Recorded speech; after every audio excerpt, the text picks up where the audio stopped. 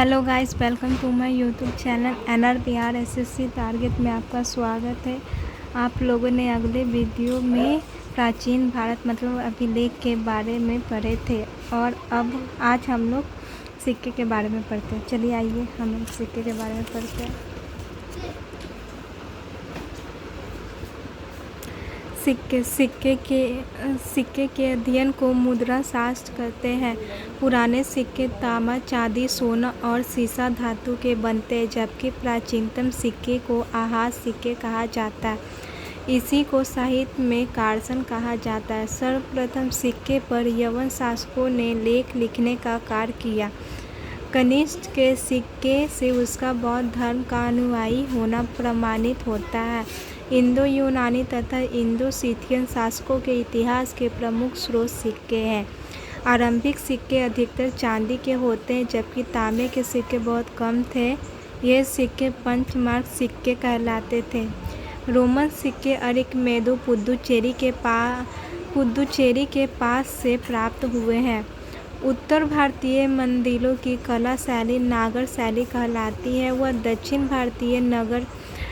दक्षिण भारतीय मंदिरों की कला शैली द्रविड़ शैली कहलाती है, जबकि दक्षिणयान के वे मंदिर जिनमें नागर एवं द्रविड़ दोनों शैलियों का प्रयोग हुआ है, वे वेसर शैली के मंदिर कहलाते हैं। कुषाण काल, गुप्त काल और गुप्तोत्तर काल में जो मूर्तियाँ निर्मित की गई, जनसाधारण के धार्मिक आस्थाओं और मूर्ति कला का ज्ञान मिलता है। भरहुत, बोधगया, सांची और अमरावती की मूर्ति कला में जन सामान्य के जीवन की यथा झांकी मिलती है। अजंता गुफा में उत्कीर्ण माता और शिशु तथा मरणासन राजकुमारी जैसे चित्रों की शासवदता सर्वाधिक है, जिससे गुप्तकालीन कलात्मक और तत्कालीन जीवन की झलक मिलती है। आइए हम लोग साहित्यिक स्रोत पढ़ते हैं। साहित्यिक स्रोत में वैदिक साहित्य, इसके अंतर्गत वेद तथा उससे संबंधित ग्रंथ, पुराण, महाकाव्य, स्मृति आदि है। भारत के सबसे प्राचीन ग्रंथ वेद का शाब्दिक अर्थ ज्ञान है। श्रवण परंपरा में सुरक्षित होने के कारण इसे श्रुति भी कहा जाता है। वेदों के संकलनकर्ता महर्षि कृष्ण द्वैपायन वेद व्यास की माना जाता है। वेद कुल 4 है: ऋग्वेद, सामवेद और यजुर्वेद और अथर्ववेद। ऋग्वेद ब्राह्मण साहित्य में सबसे प्राचीन ग्रंथ ऋग्वेद है। ऋग्वेद में ऋग का अर्थ है छंदों तथा चरणों से मुक्त यंत्र होता है।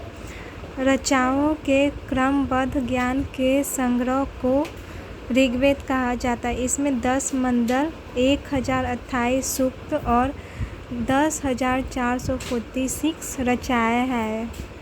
वेद के तीसरे मंडल में सूर्य देवता सावित्री को समर्पित प्रसिद्ध गायत्री मंत्र है। इसके 9वें मंडल में सोम देवता का उल्लेख है। बाद में जोड़े गए 10वें मंडल में पहली बार शूद्रों का उल्लेख किया गया है, जिसे पुरुष सूक्त कहा गया। इसके अनुसार 4 वर्ण ब्राह्मण, क्षत्रिय, वैश्य तथा शूद्र है। आदि पुरुष ब्रह्मा के क्रमशः मुख, भुजा, जंघाओं, चरणों से उत्पन्न हुए। ऋग्वेद में इंद्र के लिए 250 तथा अग्नि के लिए 200 रचनाएं मंत्रों की रचना की गई है। वामन अवतार के 3 पगों की आख्यान का प्राचीनतम स्रोत ऋग्वेद है। यूनेस्को ने ऋग्वेद की 30 पांडुलिपियों को 2007 में memory of the world register में शामिल किया। बाय बाय, मिलते हैं अगले वीडियो में।